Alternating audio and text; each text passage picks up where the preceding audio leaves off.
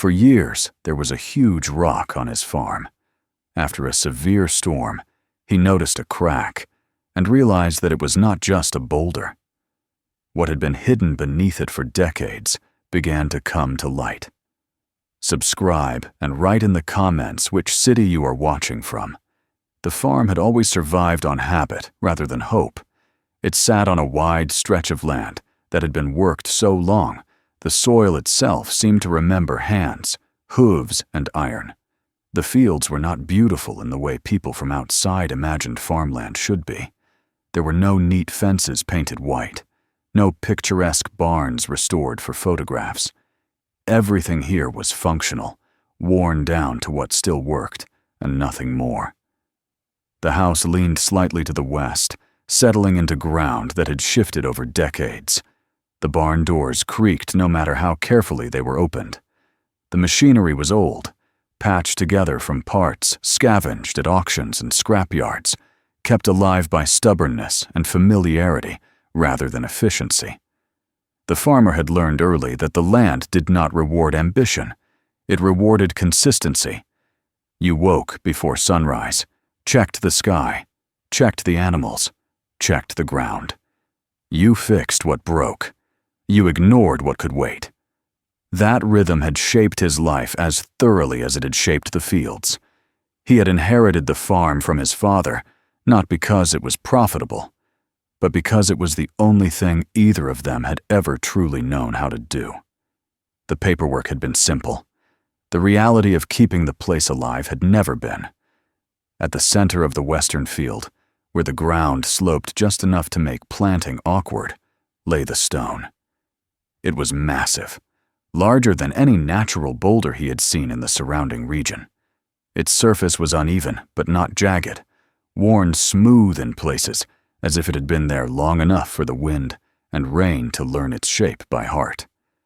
Grass refused to grow properly around it. The soil near its base always felt denser, heavier, as though the earth itself resisted being disturbed there. The stone made no sense. It did not match the geology of the surrounding land. Other rocks were scattered across the property, but none approached its size or character. This one did not look like something left behind by a glacier or exposed by erosion. It looked placed. That thought had occurred to the farmer many times over the years, but he had never allowed himself to follow it far. Some questions, especially on land like this, did more harm than good. As a child, he had tried to dig near it once. He had been 10, armed with a shovel far too large for him, driven by the simple curiosity of wanting to know why the ground felt different there. He had barely broken the surface before his father's voice cut across the field, sharp and sudden in a way that still echoed in memory. His father had crossed the distance faster than the farmer had ever seen him move, snatched the shovel from his hands and thrown it aside. He had not yelled. That had been worse. He had simply said, very quietly, that the stone wasn't to be touched. Not now. Not ever. There had been no explanation. There never was. His father was not a man who indulged in superstition or symbolism. He did not talk about curses or bad luck. He talked about weather, prices, repairs, and the limits of what a man could control. The stone was the only thing he refused to discuss.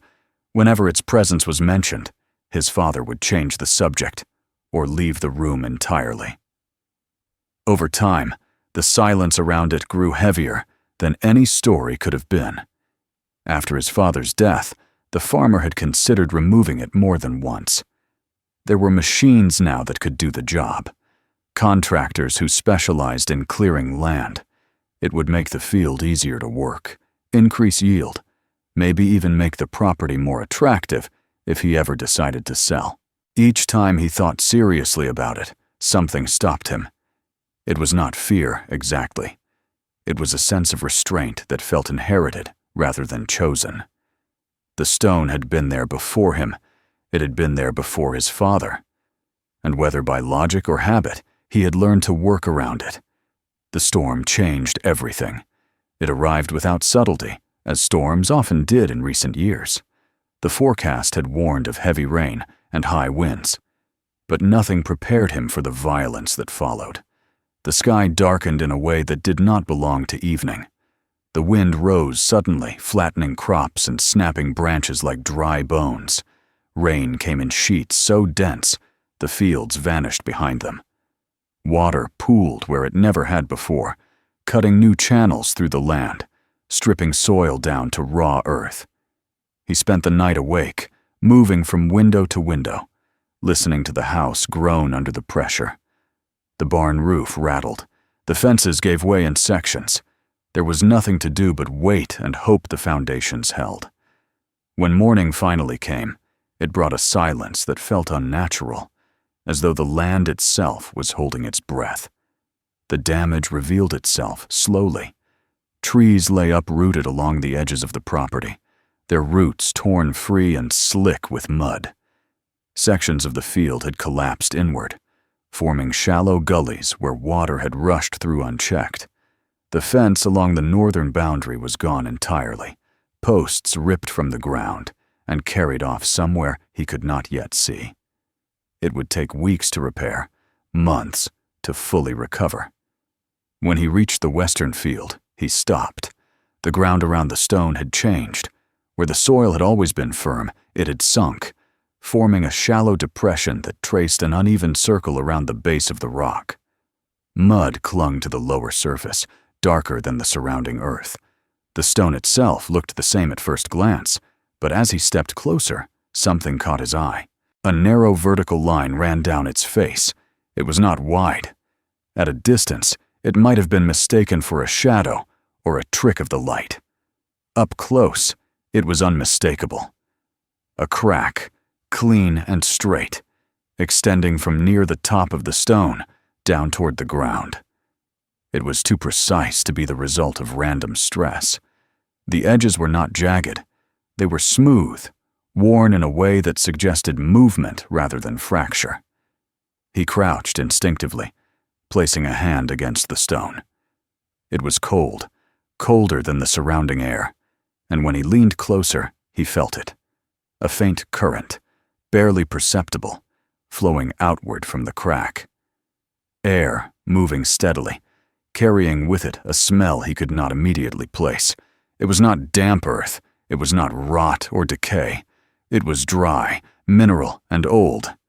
The words his father had once spoken, so casually dismissed at the time, surfaced without warning. This stone holds the ground together. He had laughed then, thinking it a metaphor, a farmer's way of saying the field would erode without it. Standing there now, feeling the breath of something hidden beneath his land, the words took on a different weight. He fetched a flashlight from the house and returned, heart beating harder than the effort warranted. He shone the light into the crack. It did not reflect back as it should have. The beam was swallowed, its edges fading into darkness almost immediately. There was depth there. Space. The realization settled slowly, each second heavier than the last. The stone was not simply resting on the ground, it was sealing something beneath it. The storm had not created the crack, it had revealed it. He stood for a long time without moving, listening to the wind moving through broken branches, to the distant sound of water still draining away. The farm felt different now. The land no longer seemed passive. It felt as though it had been holding something back, and that restraint had finally failed. By the time he stepped away from the stone, the sun had climbed higher, burning off the last of the low mist. From a distance, the field looked almost normal. The stone sat where it always had. Anyone passing by would see nothing out of place.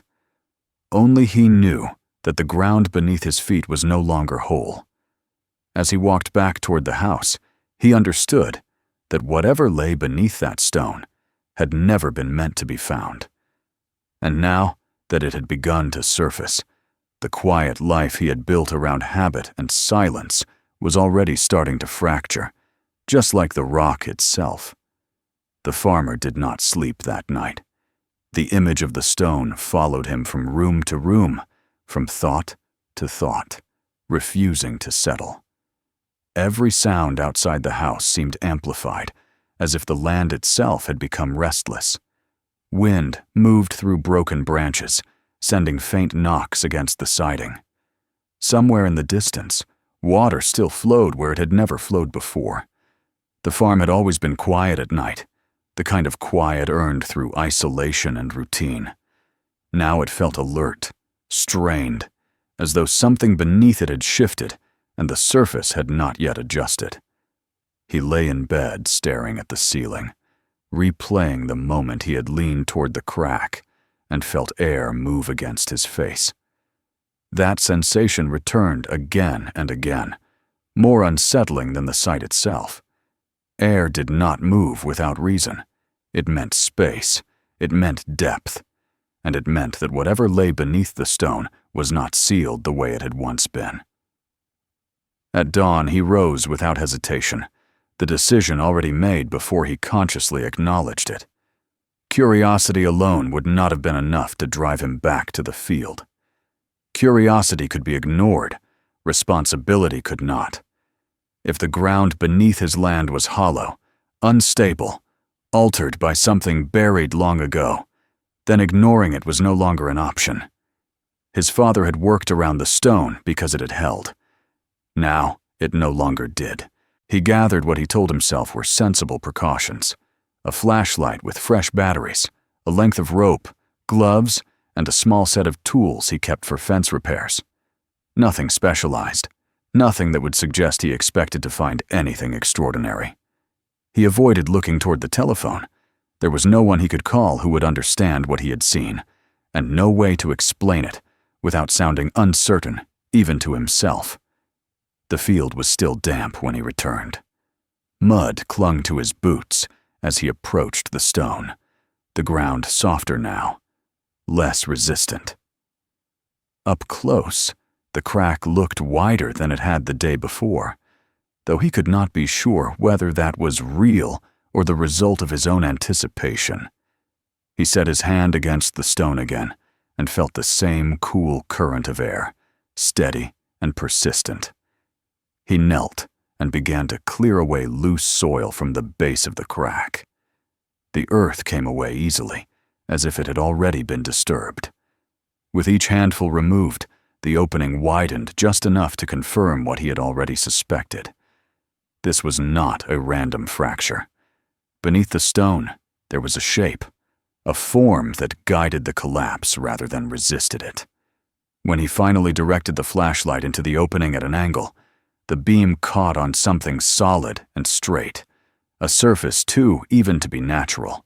He paused, heart beating faster now, and shifted his weight carefully. The soil beneath his knees slid slightly, revealing a narrow ledge that dropped away sharply beyond it. He did not climb in immediately. He sat back on his heels and closed his eyes, drawing a slow breath. The memory of his father's voice returned, not in words this time, but in tone. A warning delivered without explanation. Whatever his father had known, it had been enough to keep him vigilant for decades. That knowledge weighed heavily now, not as restraint, but as inheritance. When he committed to the descent, he did so deliberately. He looped the rope around the stone, testing its hold, and fed the loose end into the darkness. The rope met resistance quickly, brushing against something solid rather than falling freely. He adjusted the angle and tried again, this time feeling it slide along a surface before stopping. There was a floor down there, not far below. The passage was tight, forcing him to turn sideways as he eased himself inside. The stone closed around him, blocking out the open sky in a way that made his chest tighten despite the steady flow of air. The flashlight beam revealed walls that were not irregular or fractured as he had expected. They were reinforced, lined with concrete that bore the faint impressions of wooden forms. The marks were old but distinct, preserved in the absence of light and moisture. His boots met solid ground sooner than he anticipated. He stood carefully, testing his balance, and swept the light around him. The space was narrow but purposeful, sloping downward at a gentle angle rather than dropping sharply. Metal ran along one wall, partially embedded, rusted, but intact enough to identify as remnants of cabling or conduit. This was no cave. This was construction. The smell changed as he moved deeper. The fresh scent of damp soil faded, replaced by something drier, heavier. Dust stirred with each step, coating his boots and settling into the folds of his clothing. The air carried a faint metallic tang, the lingering trace of machinery long removed but not forgotten. The passage widened gradually, enough that he could straighten fully. His shoulders brushed the walls in places where the concrete had been poured close, then chipped back deliberately. The work was not crude. It was efficient, designed for function rather than comfort. Whoever had built this had known exactly how much space was needed, and no more. As he advanced, his light revealed the first scattered objects. A length of steel pipe lying against the wall, its surface corroded, but still recognizably manufactured. A broken crate half buried under silt. The wood splintered in a way that suggested force rather than age alone. Further along, the passage opened into a larger chamber, and the beam of the flashlight expanded to reveal a space that stole his breath. The room was not vast, but it was undeniably deliberate. The floor was level, packed hard, with faint tracks etched into it, where something heavy had been dragged repeatedly. The walls were reinforced, intersected by metal supports, bolted directly into the stone behind them.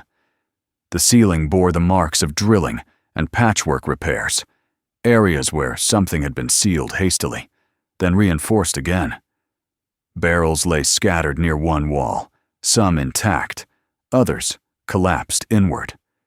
They bore no markings he could see, their surfaces eaten away by rust and time. Nearby stood the remains of machinery he could not fully identify, its shape distorted by corrosion and partial burial.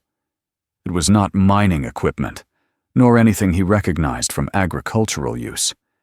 It belonged to an industry that had never officially touched his land. He moved slowly, methodically, careful not to disturb more than necessary. The chamber felt wrong, not in a way that suggested immediate danger, but in its quiet certainty. This was not an abandoned experiment or a forgotten shelter. It was a place that had been intentionally sealed, not dismantled. The difference mattered. Against one wall, he found a stack of wooden pallets, their edges warped, arranged as though they had been left deliberately rather than abandoned in haste. On top of them lay fragments of protective gear. A cracked helmet, gloves stiff with age, a faded vest whose reflective strips had dulled but not entirely disappeared. These were not relics from another century. They were recent enough to be recognizable, recent enough to raise questions that demanded answers. He knelt and examined the floor near the center of the room. The dust there was uneven, disturbed in overlapping patterns. Footprints, some older, some faintly preserved beneath newer layers. The chamber had not been used once and forgotten. It had been entered, exited, revisited. The realization sent a chill through him. This was not a mistake from the distant past. Whatever had been buried here had remained relevant long after his father had taken possession of the farm. Near the far end of the chamber, partially concealed behind a fallen support, he noticed a cluster of objects that made his stomach tighten. Papers, sealed in plastic that had yellowed but not yet disintegrated. He did not open them. He did not need to. The presence of documentation alone was enough to confirm what he already knew. This place had a purpose that extended beyond physical containment. As he straightened, his light caught on something else. A marking on the wall, faint but deliberate. A date scratched into the concrete. He stepped closer and read it, his breath catching as recognition set in. The year matched the one printed on his father's property deed. The same year the farm had changed hands. He stood there for a long time, the beam of his flashlight fixed on that single detail. The connection was no longer theoretical. It was recorded, etched into the very structure beneath his feet. His father had not simply inherited a burden. He had been handed a responsibility, one disguised as opportunity, secured by silence. The chamber felt smaller now, its walls closer, its air heavier. The farmer turned slowly, committing every detail to memory. The barrels, the machinery, the markings. He understood that what he had uncovered could not be unseen. The stone above had not been a random obstacle. It had been a seal, placed deliberately to hide this space from time and scrutiny. When he began the climb back toward the surface, the passage felt steeper than before. Each step upward carried a growing weight, not physical, but moral. The knowledge he now carried was heavier than the tools in his hands.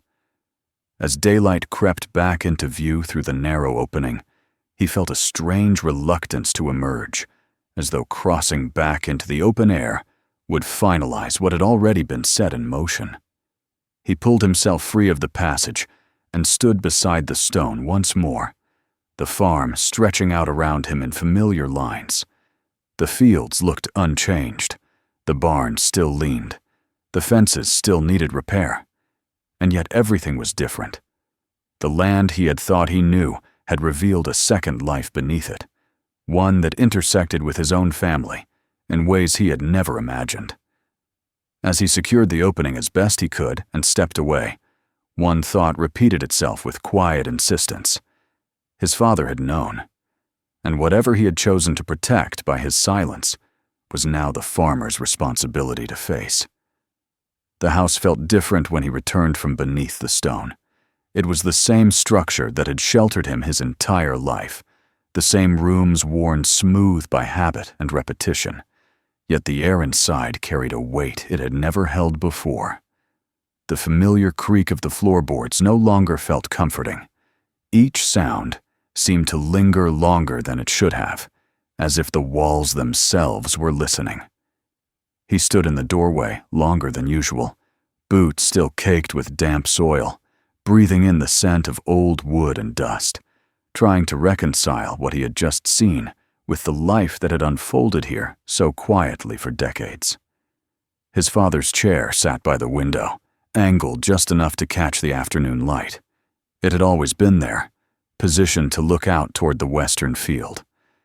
As a child, he had never questioned why his father favored that view. He understood it now in a way that made his chest tighten. The man had not been watching crops or weather alone. He had been watching the stone. The farmer moved through the house slowly, touching objects without really noticing them. A chipped mug left where it always had been. Tools hung neatly by the back door, arranged with a precision that bordered on compulsion. Everything about the place spoke of order imposed deliberately, as if chaos had been kept at bay through constant vigilance. That vigilance now took on a new meaning. He went to the small room at the back of the house, the one his father had used as an office but never called that. It had been locked when his father was alive, not with suspicion, but with habit. After his death, the key had been left on the hook by the door, unused, waiting. The farmer unlocked it now and stepped inside. The room smelled faintly of paper and oil. Shelves lined the walls, filled with ledgers, manuals, and boxes labeled in his father's careful handwriting. This was not a place of secrets in the dramatic sense. It was an archive, a record of a life spent documenting what mattered and ignoring what did not. He closed the door behind him and sat at the desk, resting his hands on its worn surface. At first, the papers told a familiar story: receipts for seed and feed, repair invoices, notes about weather patterns and yield. His father had tracked everything with meticulous attention, as though the act of recording could impose control over an unpredictable world. The deeper he dug, however, the more the tone shifted. Dates began to cluster around a particular year, the year the farm had been purchased. The deed lay in a folder thicker than the others. He remembered signing his name beneath it after his father's passing, barely glancing at the details. Now he read every line carefully. The price stood out immediately, absurdly low even for the time. Comparable properties in the region had sold for twice as much, some for more. There was no explanation attached, no mention of defects or limitations that would justify the difference. Behind the deed, tucked carefully between unrelated documents, he found additional pages. They were not official in the way the deed was. There were no letterheads, no seals. The language was vague, but precise in its own way, heavy with terms that avoided specificity. References to technical considerations, to restrictions on land modification, to obligations assumed by the purchaser without further explanation. It was written to sound harmless, almost bureaucratic. It was not. As he read, a pattern emerged. The document spoke of stability, of ensuring that certain conditions remained undisturbed. They framed compliance as responsibility rather than coercion, using phrases that suggested mutual benefit while quietly implying consequence. There were no direct threats. There did not need to be. The intent was clear enough. At the bottom of one page, his father's signature appeared again, slightly different from the confident mark on the deed. The letters were tighter, the ink pressed harder into the paper. He could picture the moment now, his father seated at this very desk, pen in hand, understanding that whatever he was agreeing to would shape the rest of his life on this land. The farmer leaned back in the chair, closing his eyes briefly as the pieces aligned. The farm had not been sold cheaply by chance. It had been transferred. The stone had not been an inconvenience accepted reluctantly. It had been a condition. He continued searching, drawn now by a need that felt both urgent and restrained. In a metal box at the back of the shelf, he found correspondence that had never been mailed, letters written and rewritten, then abandoned. His father's handwriting filled the pages, careful but tense. He did not address anyone directly. Instead, he recorded thoughts, questions, doubts he had clearly never spoken aloud. He wrote of men who came to the farm before the sale, men who spoke politely and never gave their names. He wrote of being shown the land in silence, of being told what areas would never be discussed. He wrote of a choice presented as an opportunity, backed by assurances that his family would be left alone, so long as certain boundaries were respected. The stone was mentioned only once, referred to obliquely as the cover. The farmer opened his eyes and stared at the opposite wall, seeing his father not as the steady figure of his memory, but as a younger man standing on unfamiliar ground, faced with a decision that offered security at the cost of truth. It was easy to imagine the reasoning that had followed. The farm meant survival. Silence meant safety. Whatever lay beneath the stone was not his burden to carry, so long as it remained buried. He found the final piece tucked into a ledger he had nearly overlooked. It was a letter, folded carefully, its edges worn soft. Unlike the others, it was not written in his father's hand. The language was formal but sparse, the sentences short. It acknowledged the completion of agreed-upon measures and confirmed that the site had been secured. It expressed appreciation for cooperation and trust that the arrangement would remain undisturbed. There was no signature, only a reference number at the bottom, a number that meant nothing on its own, but which carried an unmistakable authority. The farmer sat in silence for a long time, the letter resting in his hands. He thought of all the moments when his father had walked the fields at dusk, pausing near the western slope longer than necessary. He thought of the way his father's eyes had tracked every storm, every heavy rain, as though measuring not just damage, but risk. He thought of the discipline with which his father had kept the land unchanged, resisting improvements that might have drawn attention or required inspection. The truth settled heavily, not as shock, but as confirmation of something he had always sensed, but never articulated. His father had lived with knowledge that demanded constant restraint. He had been neither villain nor hero, simply a man who had chosen to protect his family by becoming a quiet custodian of someone else's secret. The farmer rose from the desk and walked back into the main room. The late afternoon light slanted through the windows, illuminating dust motes that drifted lazily in the air. Outside, the fields waited, unchanged in their patience. Beneath them, the buried structure remained, no longer sealed as it once had been.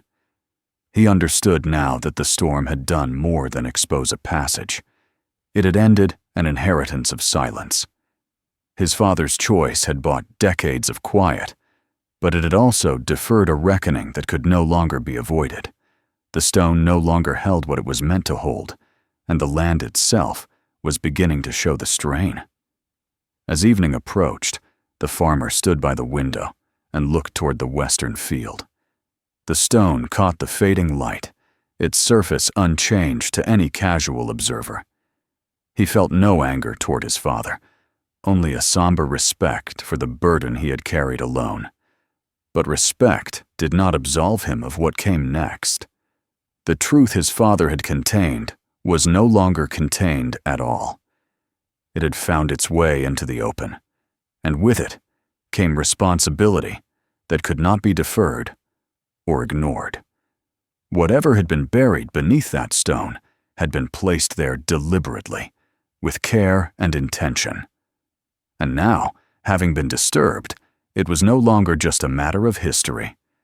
It was active, present, and beginning to affect the land above it.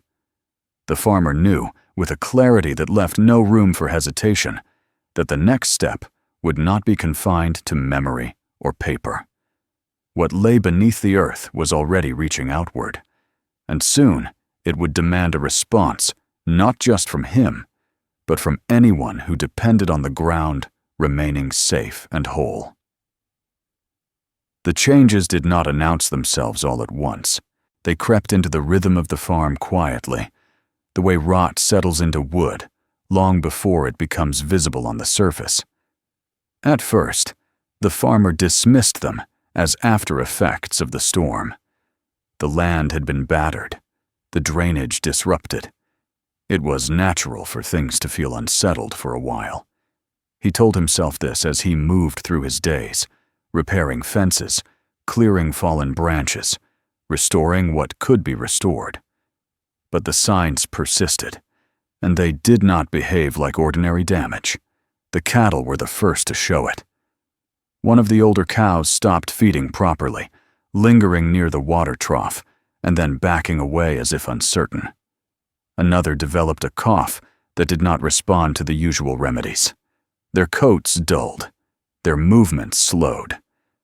The farmer had raised livestock long enough to recognize when something was wrong that could not be explained by weather or age alone. He tested the feed, changed suppliers, flushed the troughs. Nothing improved. Then there was the water.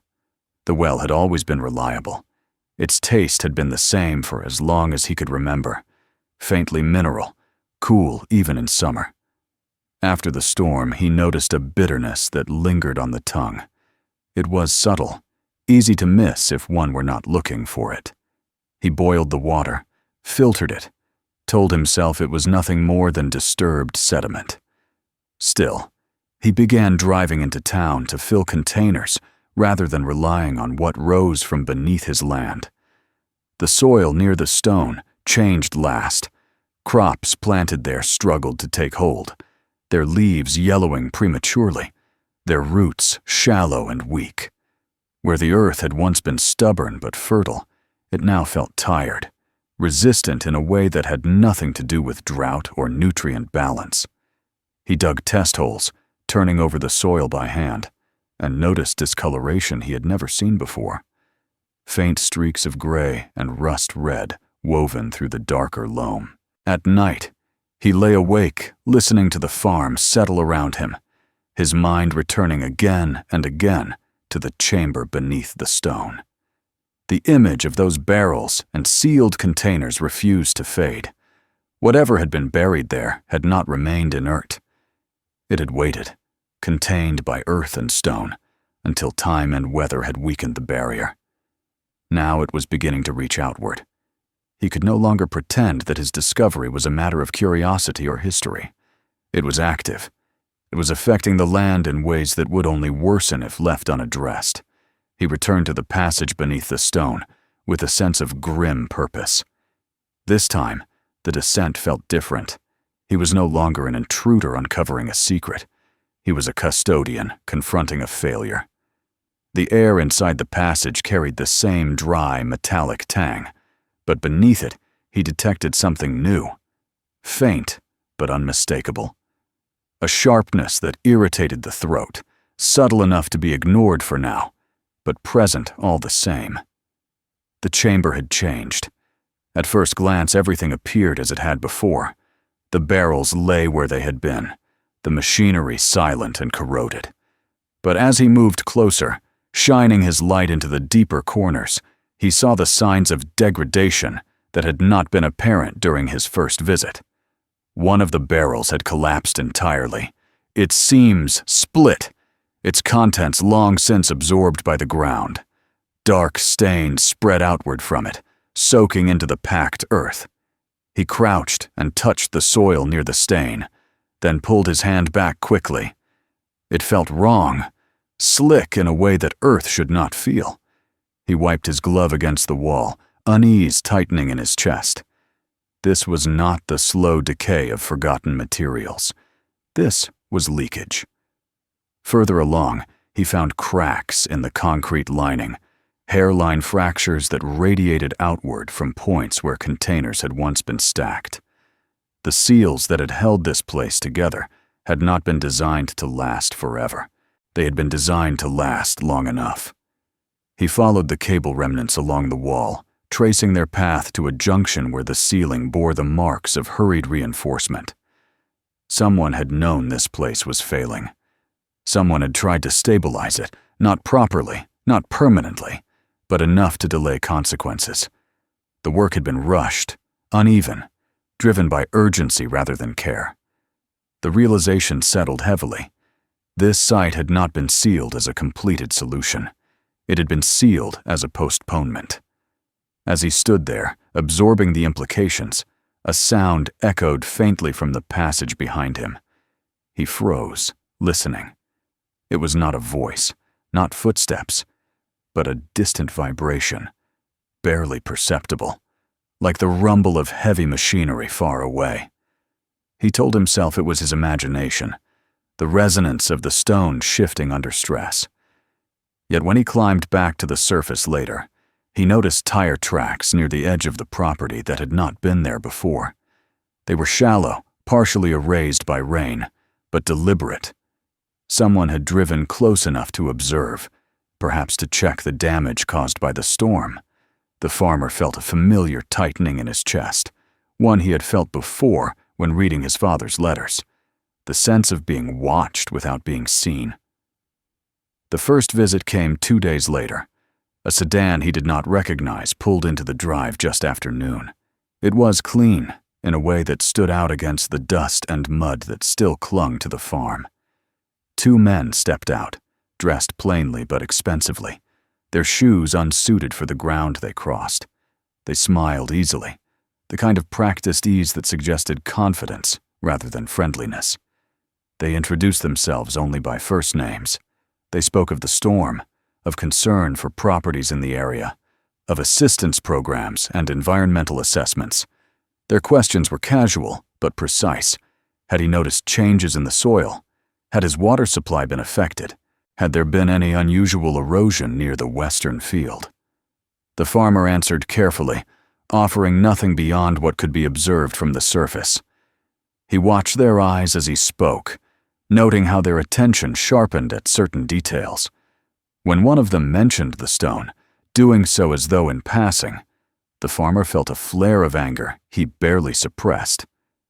They did not ask to inspect it. They did not need to.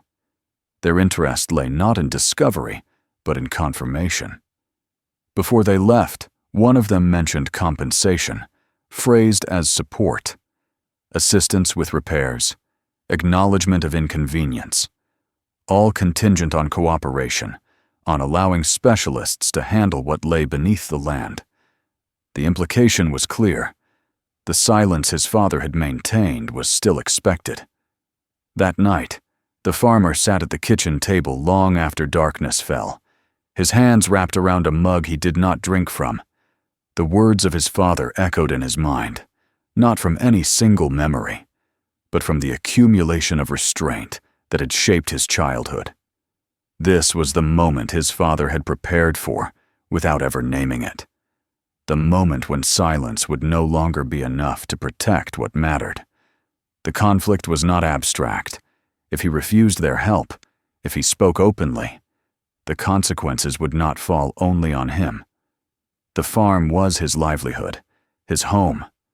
The land supported neighboring properties, fed into shared water systems. If whatever lay beneath the stone continued to leak, the damage would spread beyond boundaries drawn on paper. He returned to the chamber one final time before deciding what to do. This time, he brought containers to collect samples, not as a scientist, but as a witness. He photographed the cracks, the stains, the collapsed barrel. He recorded the dimensions of the chamber, the positions of the remaining materials. He did not open sealed containers. He did not disturb more than necessary. He understood now that this place was no longer his to manage alone. When he emerged into the open air, the sky was clear, deceptively calm. The stone stood where it always had, its surface unchanged. Beneath it, the damage continued silently, indifferent to his hesitation. By the time the men returned, he had made his decision. He refused their offer politely, firmly. He told them he intended to have the site evaluated independently. He watched as their expressions shifted, the practiced ease giving way to something colder, more calculating. They did not argue. They did not threaten. They reminded him, gently, of his father's wisdom, of the stability his silence had preserved. They suggested that some things, once disturbed, were better sealed again. After they left, the farmer stood alone in the yard, the weight of his choice settling over him. He knew now that what had been buried beneath his land was not simply a relic of past wrongdoing. It was an ongoing risk, a failure that had been managed through concealment rather than resolution.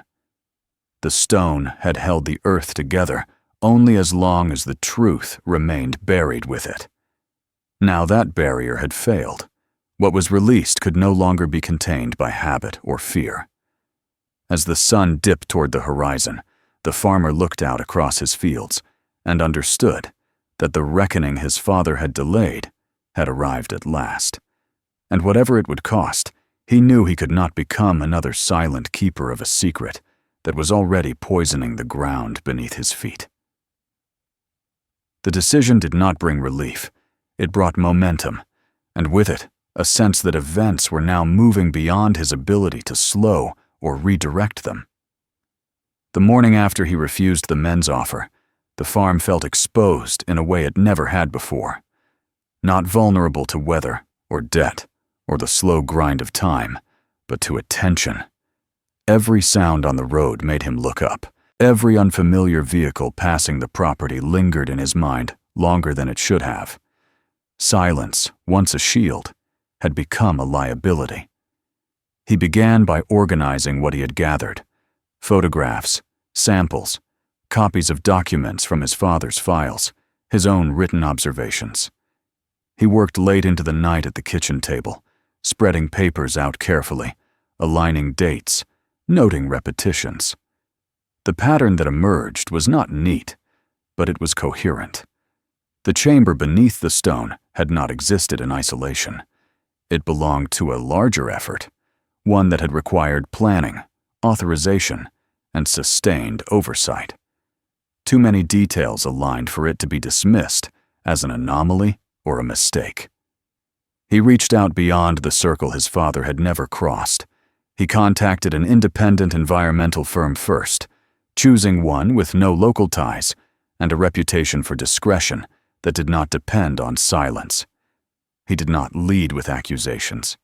He presented facts: unusual soil degradation, water contamination, an undocumented underground structure predating his ownership of the land. The response was cautious, but not dismissive. They asked for samples. They asked for access. Word traveled faster than he expected. Before the firm could even schedule a site visit, representatives from the same entities that had approached him earlier returned, this time without pretense. Their tone remained polite, but the language hardened. They spoke of jurisdiction, of liability, of the risks of misinterpretation.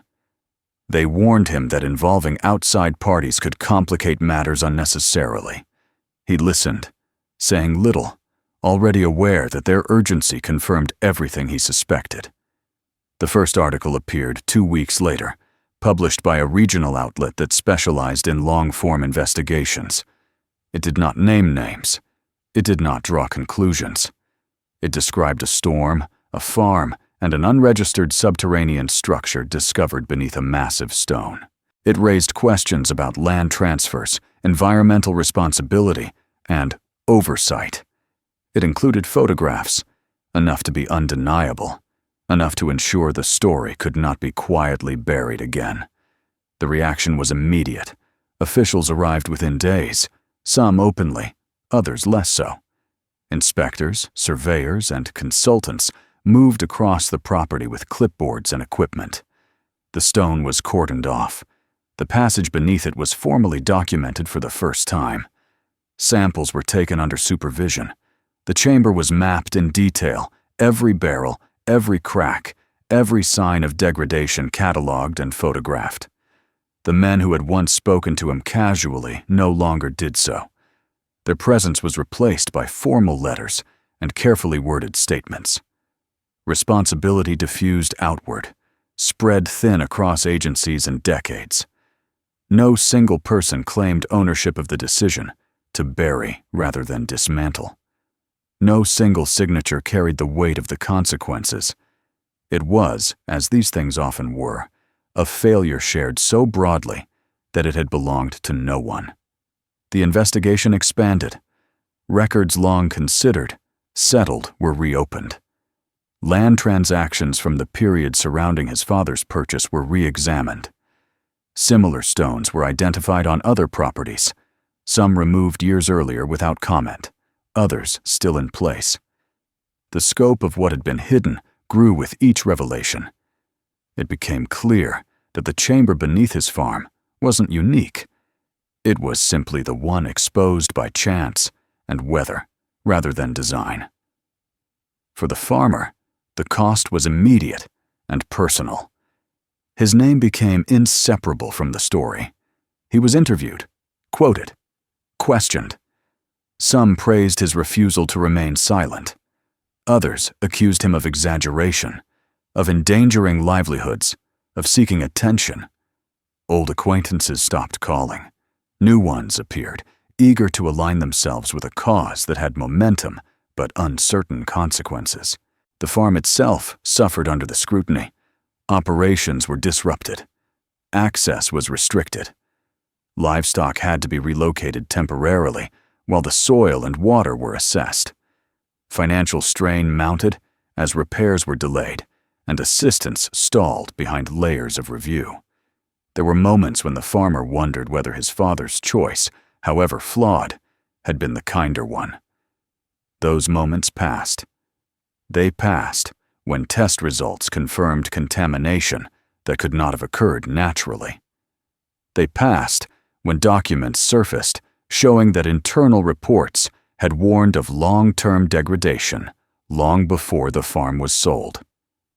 They passed when it became clear that the stone had not been placed merely to hide, but to delay accountability until those responsible were no longer present to answer for it. The stone was removed at last, not quietly, but under watchful eyes and recorded proceedings. Heavy machinery arrived, the same kind that had once placed it there with deliberate care. As it was lifted free of the ground, the void beneath it yawned open, stark and undeniable. The chamber was no longer hidden. It stood exposed to daylight, stripped of the anonymity that had protected it for decades. Standing at the edge of the excavation, the farmer felt no triumph, only a solemn recognition of what had been lost and what could not be undone. His father had believed the stone held the earth together. In a way, it had. It had held a fragile balance built on omission and fear. Removing it did not restore what had been damaged. It revealed it. Cleanup efforts began slowly, cautiously. Some damage could be mitigated. Some could not. The land would recover in time, experts said, though it would never be quite the same. Neither would the community that had lived alongside the secret without knowing it. Trust, once eroded, did not return easily. In the months that followed, the farmer received letters from strangers. Some were brief notes of gratitude. Others were long accounts from people who suspected their own land carried similar histories. A few came from former employees and contractors who had known pieces of the truth but had never seen the whole. Silence, he learned, was rarely born of ignorance alone. It was cultivated. One evening, long after the machines had gone and the officials had moved on to the next phase of documentation, the farmer walked the edge of the western field. The ground was uneven where the stone had been, scarred but open to the sky. Grass would grow there again, eventually. He knew that. The land endured, even when people failed it. He thought of his father then, not with resentment, but with understanding, sharpened by distance. The man had lived within the limits imposed on him and had chosen what he believed would protect his family. The farmer had chosen differently, not because he was braver, but because the cost of silence had finally outweighed the cost of truth. The storm that had begun, it all felt distant now, a memory softened by time. Yet its effects remained, written into the land and the record alike. The stone no longer held the earth together. It no longer needed to. What lay beneath it had been brought into the open, where it could no longer be denied or deferred. As the light faded and the field settled into evening, the farmer understood that some foundations were never meant to last forever. They existed only to postpone a reckoning. When they failed, as they always did, what mattered was not how long the secret had been kept, but who chose to end it. He turned back toward the house, toward a future no longer defined by inheritance of silence, and accepted the uncertainty ahead as the necessary price of finally allowing the ground to breathe. If this story made you think, subscribe to the channel. Watch the next video and explore the others on the channel. Share this video with someone who values truth over silence.